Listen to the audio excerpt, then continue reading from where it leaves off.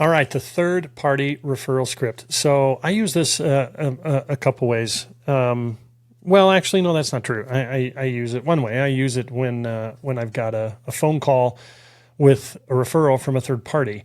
Now, I've had a lot of success with a PNC guy. He's really big brokerage. He's got like 4,400 clients. He's the biggest independent brokerage in the county that I live in, and we're a really nice county.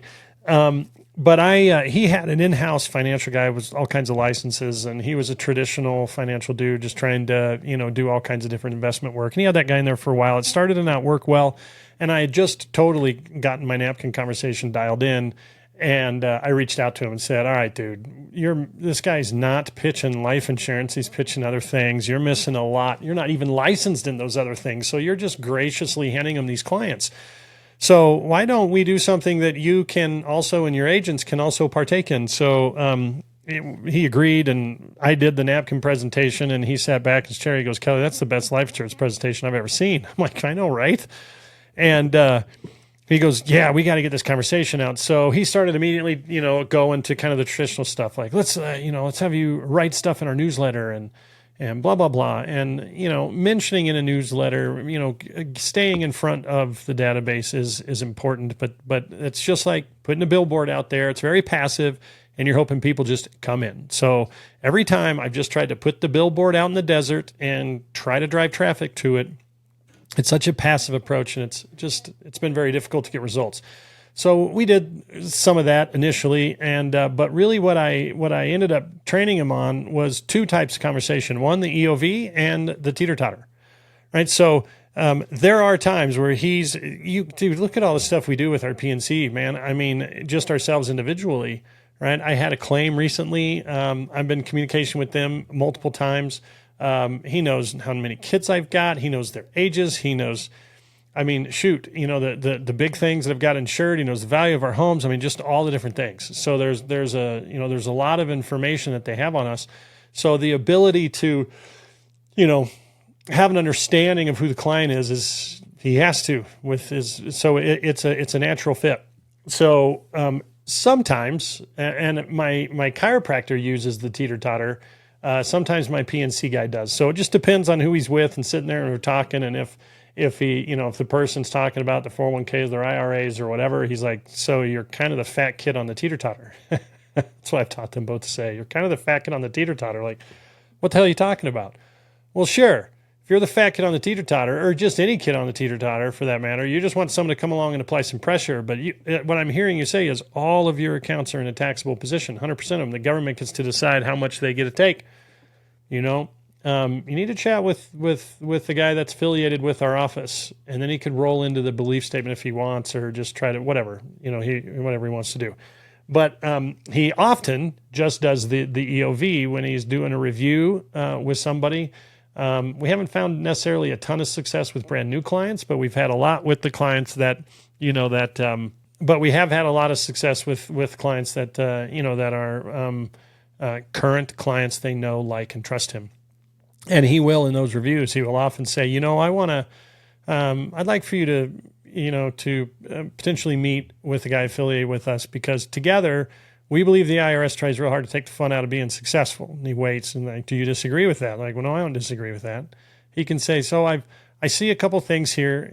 Can I give you an analogy?" And he might give the analogy, or he says, "I see a couple things here." And, really what we do is he adds his own thing. We take you've seen our holistic approach with insurance, but we want to keep you as protected as possible, even from, different tax implications. And how we do that's by leveraging all the variety of products. And why we do it is because we just believe you deserve an opportunity to make that happen.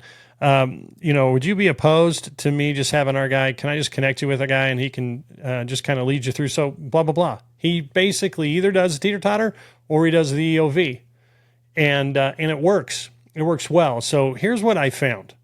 Every time I just attempted to market it in a way with like putting a billboard up, like, "Hey, you're going to write this great thing for your newsletter," and then watch, your phone's going to ring. Shit doesn't happen. The best business has come from interaction, right? Dialogue, whether it be me networking, whether it be his client database, her clients being the chiropractor, this other guy that I have, that's all he does. It's all that he does. He's he's what, 42 years old, and all he does and has done for the past 15 years with various advisors is set appointments. He just networks. So I tried to share my screen on the recording like I often do, and for some reason it had a hard time with this document. This is like my fourth video I've done because it kept, screwing up the document so you couldn't see it. So I'm going to share it over here in this way, and it's going to kind of cut my head off a little bit, but whatever, it's fine. So this first page of the referral call script is just, kind of my approach to this. And then the second page is the actual script. So I'm a firm believer. If I've done my EOV, I got 3 no's, and I'm not the one dialoguing with them initially. My bird dog did, but now I've got them on the phone or the Zoom. Typically it's a Zoom. I very rarely do face-to-face, but if it is face-to-face or a Zoom, they don't know who I am. They just agreed to a meeting. So I like to go about this very specifically. I have read the book Start With No by Jim Camp. This is part of his strategy. I completely agree with it after having done this so many times. But some people have said that's a little excessive. I don't give a shit. It works. So I don't think it's excessive at all. So if let's say this is the Zoom, it says here, ask to give me a call. I'm saying, hey, Tom, if I'm setting the appointment here, hey, Tom, this is Kelly O'Connor. Jeff asked me to give you a ring. Yeah, do you remember? And I might go through this, but if I haven't gone through this with them on the call, if I'm on the Zoom, if we just set an appointment and this is my first time reaching out, this is what I go through. So it's either on the Zoom or it's on that initial phone call. So, hey, Tom, this is Kelly O'Connor. Jeff asked me to give you a call, right? Yeah, I remember. Yeah, all right. And I say, hey, look, man, before we get into anything, at any point during this conversation, feel free to tell me no, or I'm not interested. It'll be all right. No hard feelings. I'm not going to chase you. But I think the fair thing to do is to see if what I do professionally resonates and makes sense. Since Jeff thought it would be worth the time for us to chat today. Are you opposed to that? Again, I want to know. I don't want to, fair enough, sounds good? Yes. No, I want to know. Are you opposed to that? No, I'm not opposed to my power and ability to tell you no. Great. Also, I'm a financial guy. I've been in the financial service industry most of my career, and I'm 52 years old now. Is this a problem for you? I have had a couple people say, yeah, my such and such, right? And then I can decide if I want to move forward with them or not, right? But I'm a financial guy. I've been in the financial service industry most of my career, and I'm 52 years old, so it's been a long time. Is this a problem for you? No. And then I do one more. I go, seriously, I even kind of chuckle, seriously, us financial professionals don't necessarily rank too high in the polls these days. Are you sure it's not a problem? Yeah, no, it's not a problem. All right, great. So, because we are kind of like attorneys, right? You may not like us. You may know a ton of us, but when you need one, a good one, we can make all the difference.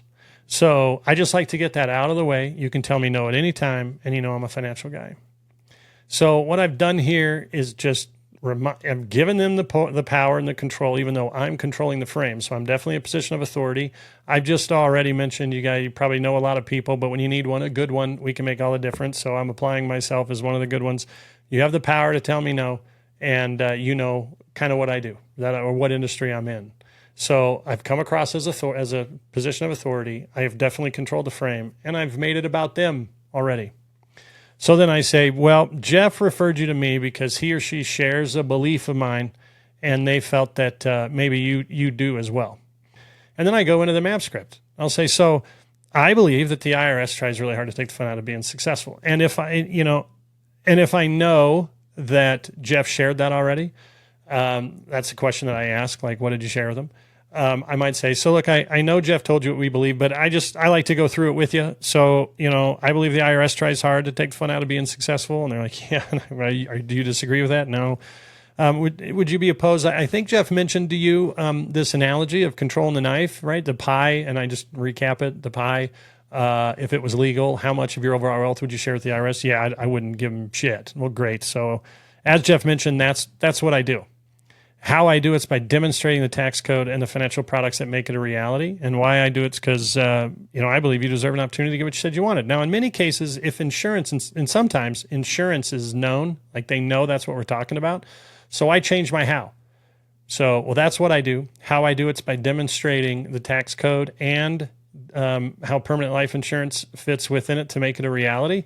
So instead of the financial products, I say how life insurance contracts or permanent life insurance contracts fit within it.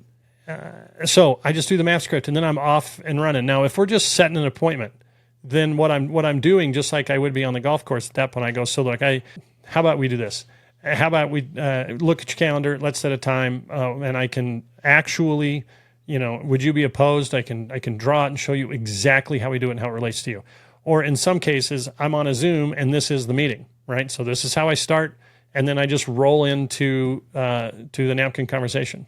So this is my third-party referral script. It's worked exceptionally well for me, and that's what I'm sharing with you today. So get out there, go get it.